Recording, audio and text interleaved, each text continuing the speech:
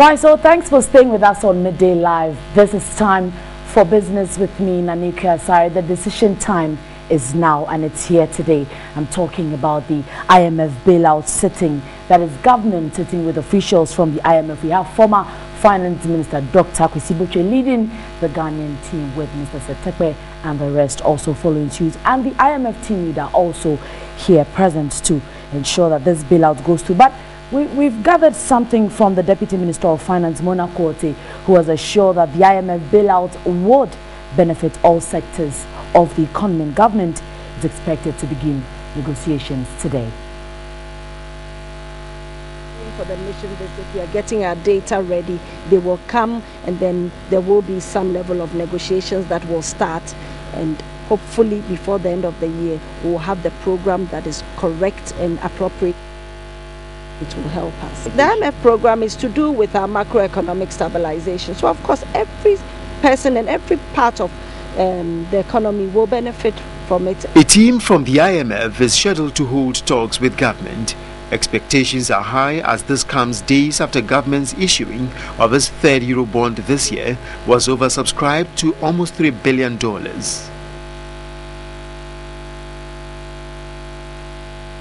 Well, so that is what you heard from Mona Korte, the Deputy Finance Minister. That is the expectation of government when it comes to the IMF bailout. But what are analysts and economists also saying regarding it? Already, we've had the TUC asking government to consider the Senchi report with regards to the homegrown policies that were put to book some months or weeks ago.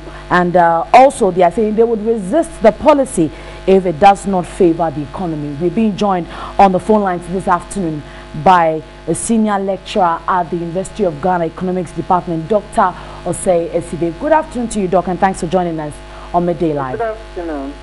Now let's look at the policy and exactly what is going to be put on table today.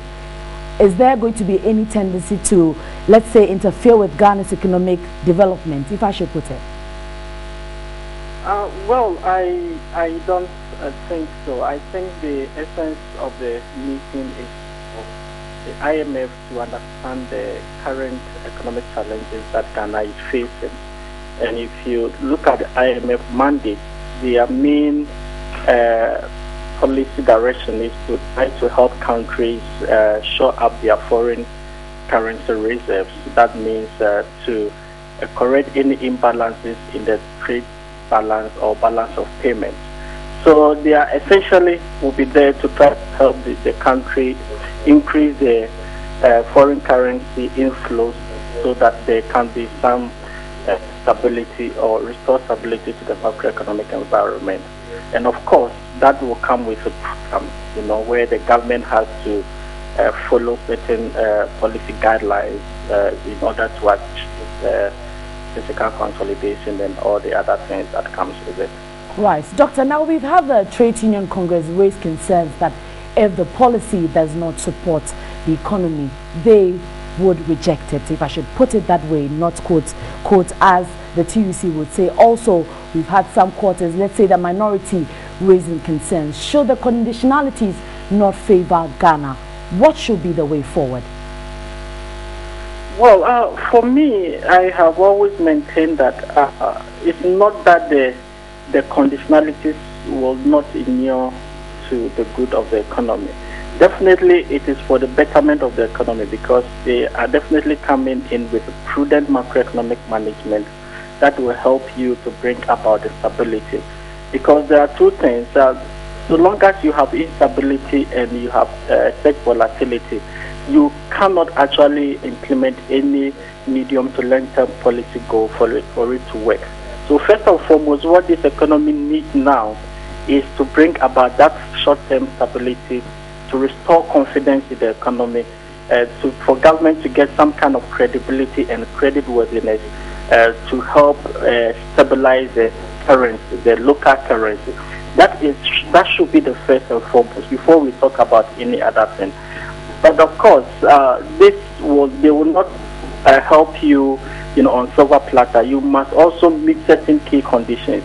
And those conditions, they are not all that bad. They are only stringent conditions that will help you to accelerate. for example, your physical, consolidation, if what actually took you there, which in Ghana's case is mainly the physical overruns, the high physical deficit, then they will want to tell you that if you don't do A, B, and C, right, then you are likely to go back to that same situation. So for us to help you, then you need to follow certain policy guidelines that will help you that in the future you will not come back to this same stage again. And yes, that's exactly what it is. But of course, there will definitely be some negative social impact that comes with it, because that will mean that government will have to cut down on expenditures to certain social, amenities and other things. Okay, thank you so much, Dr. Osei-Sibe, for that analysis. The Dr. Osei-Sibe is senior lecturer at the economics department of the University of Ghana, and the IMF bailout sitting starts today. As and when we gather more detail, we will let you know, and also get the economists and analysts' viewpoints as to how the discussions pan out. But that will do for Midday Live. We have more later at 4:30 on this brief. I'm Nanika Sari.